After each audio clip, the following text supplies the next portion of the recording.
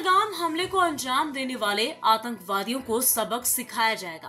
प्रधानमंत्री नरेंद्र मोदी इस हमले का ऐसा जवाब देंगे कि कोई दोबारा ऐसा जघन्य हमला करने की हिम्मत भी ना करे।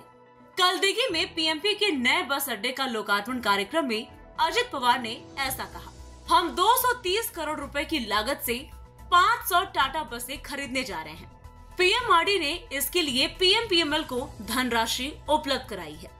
हम अपने क्षेत्र में टाटा कंपनी से बसें खरीदेंगे क्योंकि यहाँ हमारे अपने लोग काम करते हैं। इसके अलावा टाटा हमें उचित मूल्य पर बसें उपलब्ध कराएगा। इसके साथ ही पुणे और पिंपरी चिंचवड नगर निगम अतिरिक्त धनराशि उपलब्ध कराएंगे। इसका मतलब है कि बेड़े में लगभग 1500 बसें होंगी, जिससे सार्वजनिक परिवहन प्रणाली की समस्या काफी हद तक हल हो जाएगी। पिंपरी चिंचवडमध्ये मी आणि कलेक्टर त्या दिवशी बसलो होतो। 30,000 घरांचा कार्यक्रम घेतला ना, हे चौबे 30,000 घराचा कुणाची गप्पा मारतो? 30,000 ना, 30,000 आणि ग्रामीणचे 5,000 असे आरक्षण आम्ही आरक्षण नाही अशा गव्हर्नमेंटच्या जागा निवडलेल्या आहेत आणि त्या आपण त्या गरिबाच्या करता तिथं करतोय। त्याच्याकरता त्यांना काही प्रमाणात बँक ऑफ महाराष्ट्राचं लोन पण उपलब्ध करून देतोय आणि जर तो बांधकाम कामगार असेल तर त्या मंडळात आम्ही त्याला 2 लाख रुपये देतो। मला वाटतं पंतप्रधान आवास योजनेतनं 2,50,000, 2.5 लाख ते 2 लाख, 4.5 लाख असं नंतर आम्ही त्यांना सोलर पॅनल बसून देणार आहे। ते मला वाटतं 30,000 का काहीतरी आहे। तर ते त्याला त्यांनी त्याच्या घरामध्ये लागणारी वीज ही सोलर पॅनल मधनं त्याला मिळाली पाहिजे, असं खूप गोष्टी करण्याचा निर्णय देवेंद्रजी मी आणि एकनाथरावांनी केलेला आहे आणि त्या पद्धतीनं बाबांनो आमचं सगळ्यांचं काम चाललेलं आहे। आपलं पुणे शहर किंवा पिंपरी चिंचवड शहर हे शिक्षण, आयटीआय, औद्योगिक आणि सांस्कृतिक वारसा लाभलेलं शहर आहे। दररोज लाखो नागरिक कामधंद्याच्या, शिक्षणाच्या, नोकरीच्या निमित्तानं इथे येत असतात, बस सेवा वापरत असतात। त्यांच्या सोयीसाठी आणि वेळ वाचवण्यासाठी कार्यक्षम, पर्यावरणपूरक आणि विश्वासार्ह वाहतूक सेवा देणं ही शासनाची जबाबदारी आहे। ही आम्हा लोकांची जबाबदारी, आमच्या लोकप्रतिनिधींची जबाबदारी आहे आणि याची जाणीव आमच्या पीएमएलनी ठेवली आणि त्याच्यात सातत्याने सेवा सुधारण्याचा प्रयत्न आम्ही त्या बाबतीमध्ये करतोय। आज उद्घाटन झालेल्या दोन्ही डेपो म्हणजे सार्वजनिक वाहतूक व्यवस्थेत बळकटी देण्याचा आमचा प्रयत्न आहे। सरोली आणि मान ही दोन्ही ठिकाणं वाढत्या उपनगरामध्ये मोडतात। या ठिकाणी लोकसंख्या मी मगाशी सांगितलं तसं झपाट्याने वाढणार आहे। आयटी कंपन्या, शैक्षणिक कंपन्या, औद्योगिक संस्था ह्या विकसित होणार आहे। ऑटो क्लस्टर आहे, मोठ्या प्रमाणावर कंपन्या तुमच्या माझ्या तळेगाव, चाकण, तुमच्या रांजणगाव ह्या सगळ्या परिसरामध्ये येत आहेत। त्याच्यावर त्याही गोष्टीचा विचार ती लोक राहायला शेवटी ह्या शहरात येणार आहेत। या ठिकाणी उभारण्यात आलेल्या ई बस डेपोमुळे बसच्या फेरीची वेळ अधिक नियमित आणि अचूक राहील असा आमचा प्रयत्न आहे। स्थानिक प्रवाशांना थेट बस सेवा उपलब्ध होणार आहे। बसच्या इंधन आणि वेळ आणि देखभाल खर्चात बचत होणार आहे।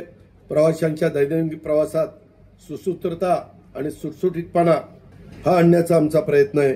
या डेपोमध्ये आधुनिक कार्यशाळा, इलेक्ट्रिक बस चार्जिंग स्टेशन, पर्यावरणपूरक ड्रेनेज आणि ऊर्जा वापर व्यवस्थापन याचाही समावेश आम्ही त्या ठिकाणी केलेला आहे।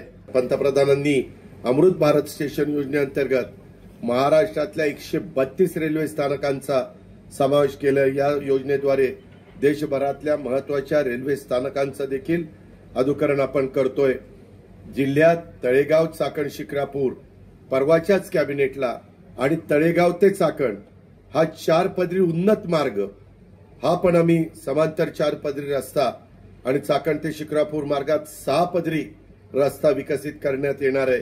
त्याकरता परवाच्या कॅबिनेटने 4,206 कोटीला मान्यता दिलेली आहे। 22 एप्रिलला हा निर्णय आम्ही त्या ठिकाणी घेतलेला आहे।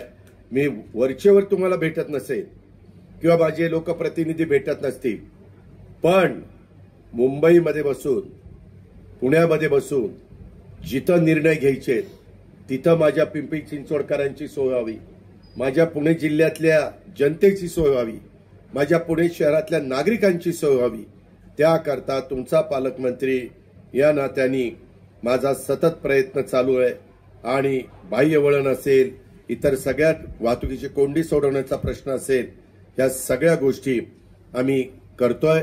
अजून काही तुमच्या उपयुक्त सूचना असतील तर सगळं आम्हालाच कळतं असा माझा दावा नाही. जरूर तुम्ही त्याबद्दल सांगा. आज उद्घाटन झालेल्या चरोली आणि ई बस डेपोच्या माध्यमातून आपण केवळ एक पायाभूत कामामुळे प्रकल्प सुरू करत नाही, तर एका नव्या वाटचालीची सुरुवात चरोलीकरांनो आपण करतोय. यापुढेही अशाच सकारात्मक कामांमुळे पिंपरी चिंचवड आणि पुणे या शहरामध्ये राहत असणाऱ्या माझ्या नागरिकांच्या जीवनामध्ये अधिक गुणवत्तापूर्ण सुधारणा घडवण्याचा आमचा प्रयत्न राहील, याची देखील मी ग्वाही या निमित्तानं आपल्या सगळ्यांना देतो.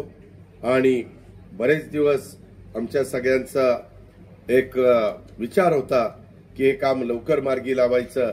काही जण आज कार्यक्रमाला मुरली मोहोळ वगैरे येऊ शकले नाही, कारण तुम्हाला माहिती आहे की अजून बरेच नागरिक आपले जम्मू काश्मीरमध्ये अडकलेले आहेत. त्यांना आपण रेल्वेनी पण आणतोय, काहींना विमानांनी पण आणतोय. त्यांची सोय आपण राज्य सरकारच्या तर्फे त्या ठिकाणी केलेली आहे. पहिल्यांदा ज्यांची दुःखद घटना घडल्या ज्यांच्या बाबतीत, त्या व्यक्तींना त्या डेड बॉडीज आणण्याचं काम आपण त्या ठिकाणी केलेलं आहे. आणि साधारण आम्ही गिरीश महाजनांना तिथं ठेवलं आहे. 2 दिवस एकनाथराव शिंदे पण तिथं गेलेले होते. आज पण मी माझे सगळे कार्यक्रम झाल्यानंतर पुण्याच्या संतोष जगदाळे आणि कौस्तुभ गणबोटे यांच्याही घरी जाऊन त्यांच्या कुटुंबियांना एक आधार देण्याचं काम, त्यांचं सांत्वन करण्याचं काम करणार आहे. ही आपली माणुसकी आहे, ही आपली परंपरा आहे. ते परंपरा आपण त्या ठिकाणी जपली पाहिजे. आणि अशा प्रकारचा कुणाच्या घरामध्ये जर दुःखाचा डोंगर कोसळतो त्यावेळेस त्या पुन्हा कुटुंबाला आधार देण्याचं काम, त्यांना पुन्हा उभं करण्याचं काम, हे देखील आपली मराठी संस्कृती आहे, ही पण आपली परंपरा आहे. त्या पद्धतीनं आपण सगळेजण एकमेकाला आधार देण्याचं काम करूया, अशा प्रकारची विनंती करतो. आज आपण सगळेजण इथं आलात त्याबद्दल पुन्हा एकदा आपल्या सर्वांचं मनापासून स्वागत करून मी माझे 2 शब्द संपवतो. जय हिंद, जय महाराष्ट्र.